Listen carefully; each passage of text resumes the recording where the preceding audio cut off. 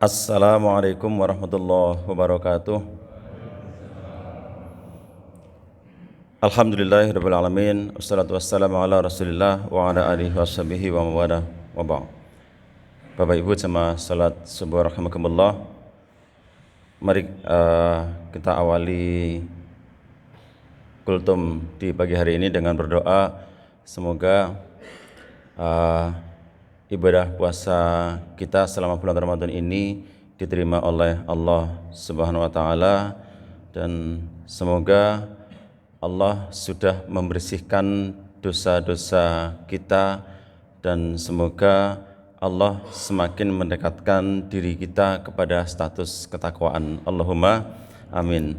Bapak Ibu rahimakumullah, nyadong dawuh dari takmir untuk kesempatan pagi hari ini saya ingin menceritakan seorang sahabat yang sering sekali disebut sebagai perawi hadis. Jadi ada yang paling banyak meriwayatkan hadis itu kan Abu Hurairah yang paling disebut, dan yang kedua adalah Abdullah bin Umar atau sering disebut dengan Ibnu Umar. Beliau meriwayatkan sampai 2630 hadis. Karena memang beliau masuk Islam itu pada usia muda, pada usia 13 tahun dia masuk Islam, dan kemudian beliau sangat dekat dengan Rasulullah dan sosok anak sosok remaja yang betul-betul menerima Islam dalam seutuhnya, sehingga sampai ketika perang Badar pada usia itu beliau langsung minta izin untuk ikut perang Badar, tapi tidak diizinkan oleh Rasulullah karena usianya masih anak-anak. Artinya bahwa Islam itu betul-betul sudah menjadi satu ajaran yang diyakini kebenarannya, yang kemudian dia mengikuti sesempurna-sempurnanya begitu. Toh demikian ada satu cerita menarik ketika satu saat Ibnu Umar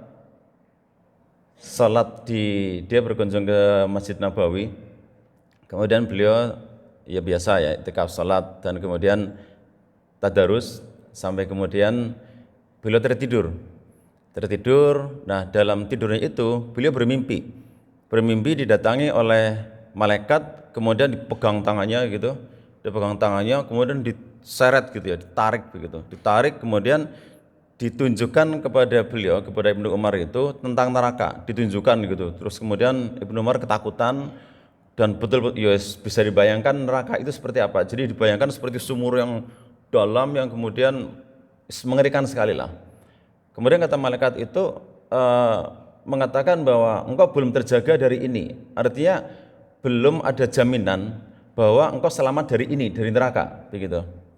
Nah, kemudian setelah itu singkat cerita begitu terjaga, gelisah. Kemudian karena kegelisahan beliau, akhirnya dia curhat sama saudaranya Hafsah binti Umar. Beliau istrinya, saudara kandungnya, saudaranya. Kemudian Hafsah itu salah satu istrinya Rasulullah. Kemudian Hafsah cerita kepada Rasulullah tentang mimpinya saudaranya itu, tentang mimpinya Ibnu Umar. Diceritakan, kemudian Rasulullah berkomentar bahwa lelaki terbaik, kata Rasulullah, lelaki terbaik itu adalah Ibnu Umar. Maksudnya Abdullah bin Umar itu, jika dia mau melakukan salat malam, mau qiyamul lail, maka dia adalah lelaki terbaik. Nah, kemudian Hafsah dengan gembira menceritakan itu kepada saudaranya, kepada Ibnu Umar. Diceritakan bahwa engkau adalah, kata Rasulullah, engkau adalah lelaki terbaik jika engkau mau salat malam. Kemudian semenjak itu, dalam satu riwayat, Ibnu Umar tidak pernah meninggalkan salat malam, termasuk ketika dalam safar, ketika dalam perjalanan, dijaga minimal 3 rakaat Karena memang Rasulullah itu dalam melakukan salat sunnah itu kadang-kadang melakukan, kadang-kadang tidak, kecuali 2 salat sunnah yang betul-betul Rasulullah jaga. 2 salat sunnah itu adalah salat qiyamul lail, witir. Kemudian yang kedua adalah salat sebelum subuh, salat fajar sebelum subuh. Itu yang betul-betul Rasulullah jaga. Nah, Ibnu Umar demikian halnya. Semenjak beliau mendapatkan status itu, maka Ibnu Umar menjaga salat malam itu. Bapak Ibu rahimakumullah, sedemikian pentingnya menjaga sholat malam, bahkan itu dijadikan oleh Rasulullah sebagai jaminan Ibnu Umar sebagai seorang lelaki terbaik. Bapak Ibu rahimakumullah, secara fikih bahwa sehebat-hebatnya sholat sunnah itu tidak bisa mengalahkan sholat wajib kehebatannya. Artinya ketika seseorang berusaha semaksimal mungkin menjaga sholat sunnahnya, menjaga sholat malamnya, itu tidak lebih penting daripada menjaga sholat wajibnya, Nah maka Bapak Ibu rahimakumullah, kalaupun kemudian kita belum bisa sempurna di dalam menjaga sholat malam kita, belum bisa sempurna menjaga qiyamul lail kita, maka minimal mari kita jaga sholat wajib kita.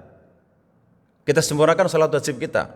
Menyempurnakan sholat wajib itu dengan sholat di awal waktu, kemudian dengan berjamaah, dengan bagi yang bapak di masjid dan seterusnya. Itulah cara kita untuk menjaga sholat itu. Karena memang kalau misalkan kita akan sesempurna Abdullah bin Umar itu juga tidak, ya saya tidak mengatakan tidak mungkin ya. Tetapi kemudian hal yang lebih penting kalau diurutkan secara fikih itu berarti kita harus menjaga sholat 5 waktu dulu. Dan ini momentum Ramadan adalah momentum yang sangat tepat untuk kita mencoba menjaga itu semaksimal yang kita bisa.